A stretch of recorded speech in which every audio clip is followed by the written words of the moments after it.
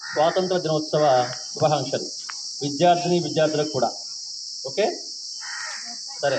మీరంతా సినిమాలు బాగా చూస్తారు కదా, ఇష్టమే కదా.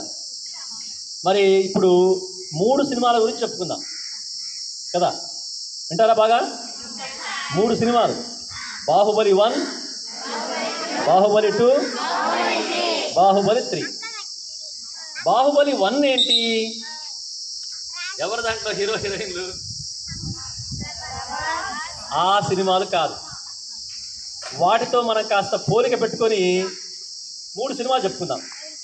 మొదటి సినిమా ఏంటంటే 157 ఏళ్ల పాటు జరిగింది ఆ సినిమా భారతదేశంలో. ఎన్ని ఏళ్ళు? 157 సంవత్సరాల పాటు జరిగింది. రెండవ సినిమా దాదాపుగా 100 సంవత్సరాలు జరిగింది. 99 ఏళ్ళు భారతదేశంలో ఆ సినిమా నడిపించారు. మూడవ సినిమా అది కూడా 90 సంవత్సరాల పాటు నడిచింది భారతదేశంలో. ఈ సీక్వెన్స్ కనుక మనకు అర్థమైతే చరిత్ర మొత్తం మనకు బాగా అర్థమైపోతుంది.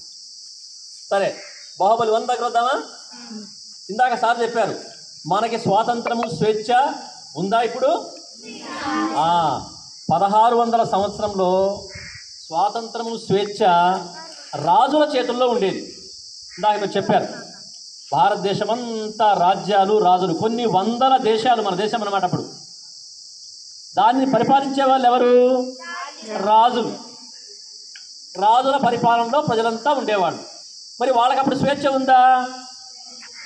ఉంది, పాక్షిక స్వేచ్ఛ ఉంది. మన దేశపు రాజులే కదా వాళ్ళంతా, మనల్ని కొద్దిపాటిగా బాగానే చూసుకున్నారు.